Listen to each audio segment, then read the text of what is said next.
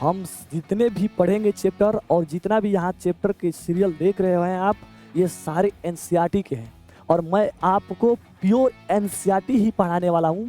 पहले हम सारे एनसीईआरटी के क्वेश्चन को कवर करेंगे, उसके बाद हम अदर विज्ञान के अदर जो चैप्टर होंगे, अदर राइटर की बुकें होंगी, उनको भी पूरे अच्छे ढंग से अच्छे तरीके से उसको कवर करने वाले हैं। एग्जाम में न्यूमेरिकल की बात की जाए तो न्यूमेरिकल हमारा टोटल जो है कितने नंबर का आ सकता है, 5 से 8 नंबर का न्यूमेरिकल होता है। न्यूमेरिकल मतलब आंकिक प्रश्न। आंकिक प्रश्न 5 से 8 नंबर के बोर्ड के एग्जाम में आते हैं। 70 नंबर में जो पेपर होता है उसमें 5 से 8 नंबर हमारे क्या होते हैं, न्यूमेरिकल होते हैं। हेलो बच्चों, मैं हूं पंकज सर और आप देख रहे हैं हमारा YouTube channel Pankaj exam hub, जहां पढ़ाई होगी आसान और रिजल्ट होगा शानदार। तो चलिए हम आज का टॉपिक शुरू करते हैं। आज का हमारा टॉपिक क्या है, क्लास 10th का विज्ञान, विज्ञान का संपूर्ण परिचय। इस हम लेक्चर 00 में क्या देखेंगे, लेक्चर 00 में देखेंगे संपूर्ण पाठ्यक्रम परिचय और साथ ही साथ हम समझेंगे कि हम तैयारी कैसे करें, हम बोर्ड की तैयारी कैसे करें, बोर्ड एग्जाम की तैयारी कैसे करें। और मैं आपको यह बता दूं कि मैं आपको प्योर एनसीईआरटी पढ़ाने वाला हूं। क्या पढ़ाने वाला हूं, प्योर एनसीईआरटी। हम सारे क्वेश्चन एनसीईआरटी के लगाएंगे। एनसीईआरटी के बाद अदर भी राइटर की बुकों का क्वेश्चन जो है हम लोग सॉल्व करने वाले हैं। क्लियर है? तो मैं यहाँ पर बता दूं, ये हमारा लेक्चर 00 है और आप इसी सीरीज में वीडियो को देखेंगे। लेक्चर 00, लेक्चर 01, लेक्चर 02, लेक्चर 03, इसी तरह से हमारी वीडियो आती रहेगी और आप प्ले लिस्ट में जा करके सीरियल नंबर से अपने टॉपिक को कवर करने का प्रयास करें। और साथ ही साथ मैं आपको उस चैप्टर का जो भी पढ़ाऊंगा सारा पीडीएफ भी प्रोवाइड कराने वाला हूं।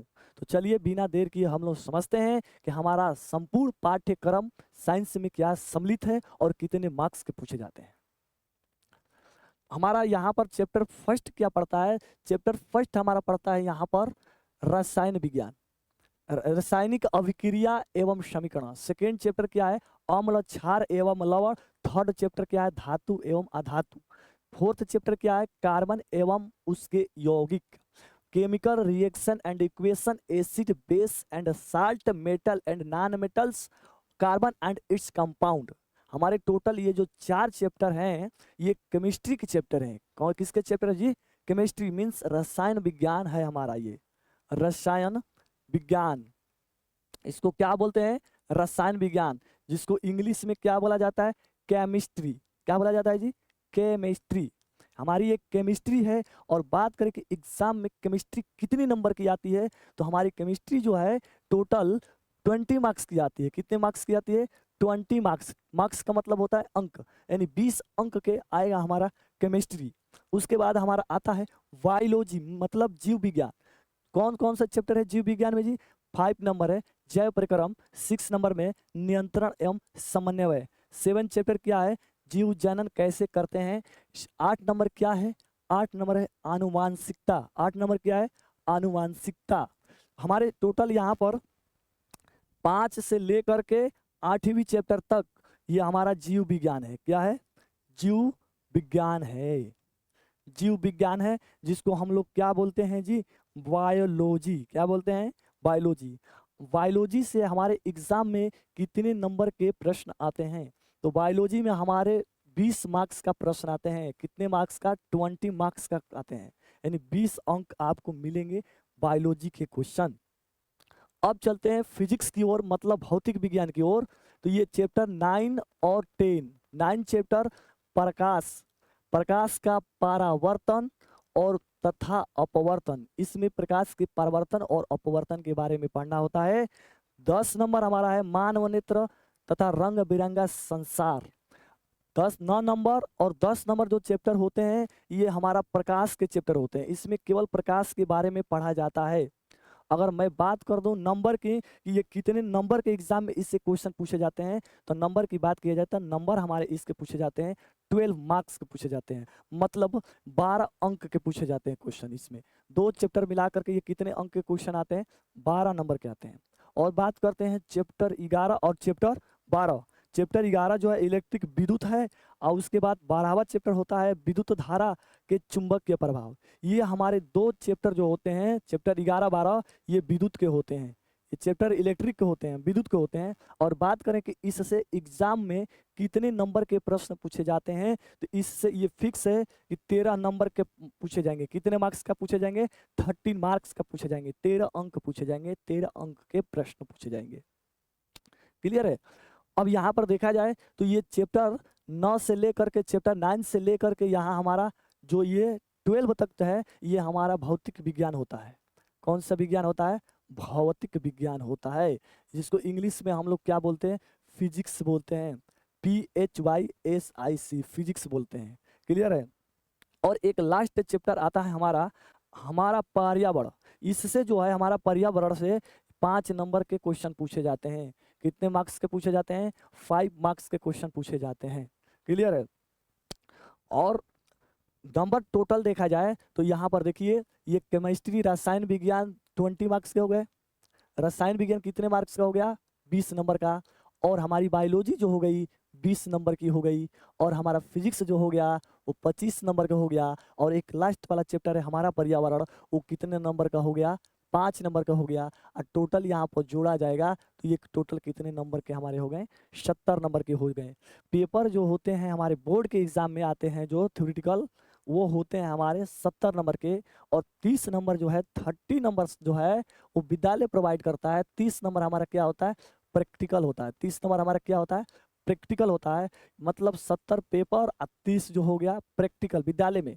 तो हमारे टोटल कितने नंबर हो गए हमारे यहाँ पर? 100 नंबर हो गए। क्लियर है? 100 नंबर मतलब हमारा पेपर जो होगा बोर्ड का वो 100 नंबर की होगी। मैं बात कर रहा हूँ ईपी बोर्ड। क्लियर? और हाँ बता दूं, हम जितने भी पढ़ेंगे चैप्टर और जितना भी यहाँ चैप्टर के सीरियल देख रहे हैं आप, ये सारे एनसीईआरटी के हैं। और मैं आपको प्योर एनसीईआरटी ही पढ़ाने वाला हूँ। पहले हम सारे एनसीईआरटी के क्वेश्चन को कवर करेंगे, उसके बाद हम अदर विज्ञान के अदर जो चैप्टर होंगे, अदर राइटर की बुकें होंगी, उनको भी पूरे अच्छे ढंग से, अच्छे तरीके से उसको कवर करने वाले हैं। तो अब देखते हैं कि हम अपनी तैयारी कैसे करें। तो तैयारी कैसे करें, तो देखिए यहाँ पर बताया गया है कि वीडियो देखते समय बुक जो है अपने साथ रखना है। क्यों रखना है? ताकि हमें पता होना चाहिए कि हम क्या पढ़ रहे हैं और सर क्या पढ़ा रहे हैं। और जो चीज़ पढ़ लेते हो, ठीक है, जो टॉपिक वीडियो में पढ़ाया जा रहा है उसे बुक में क्या करते रहना है? टिक करते रहना है कि सर हमने ये पढ़ लिया है। कहीं ऐसा ना हो कि कोई टॉपिक छूट जाए, तो इसलिए टिक लगाते रहना है। क्लियर है? गुड। अब देखो, अगर टॉपिक आसान है, जैसे पढ़ाया जा रहा है वीडियो में, टॉपिक आपको आसान लग रहा है तो उसको इस स्पीड से क्या कर लेना है? स्पीड करके देखना है, ताकि समय हमारा क्या हो? अधिक न लगे और रिवीजन कर सके। क्लियर है? अब देखो आगे देखते हैं। यूट्यूब की प्ले लिस्ट का इस्तेमाल करना चाहिए। अगर आप सीरियल नंबर से वीडियो देख रहे हैं, लेक्चर देख रहे हैं, तो प्ले लिस्ट में जाइए और प्ले लिस्ट में वहाँ पर दिया गया हो कक्षा 10 एनसीईआरटी विज्ञान।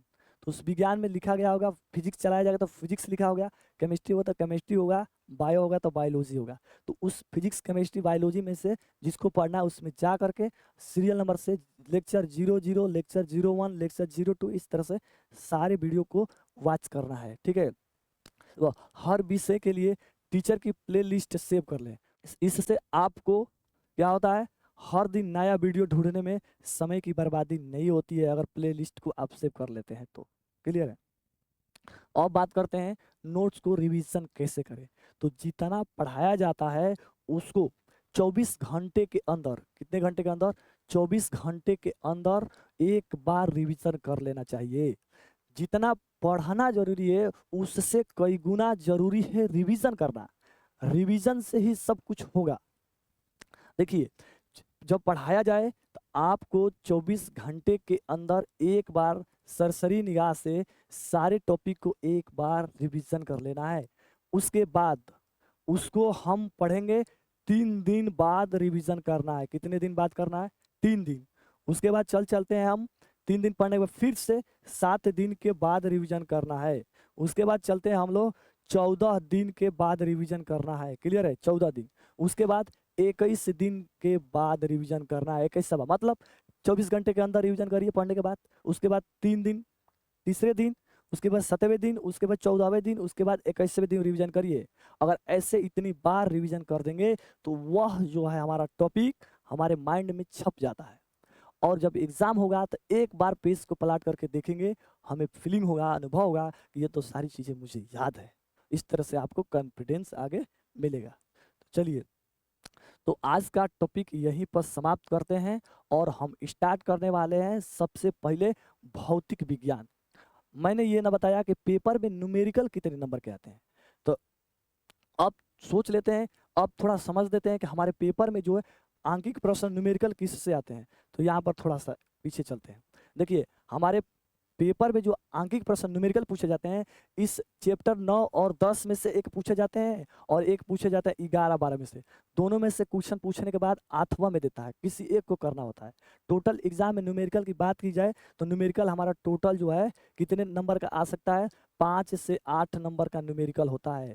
न्यूमेरिकल मतलब आंकिक प्रश्न। आंकिक प्रश्न 5 से 8 नंबर के बोर्ड के एग्जाम में आते हैं। 70 नंबर में जो पेपर होता है उसमें 5 से 8 नंबर हमारे क्या होते हैं, न्यूमेरिकल होते हैं।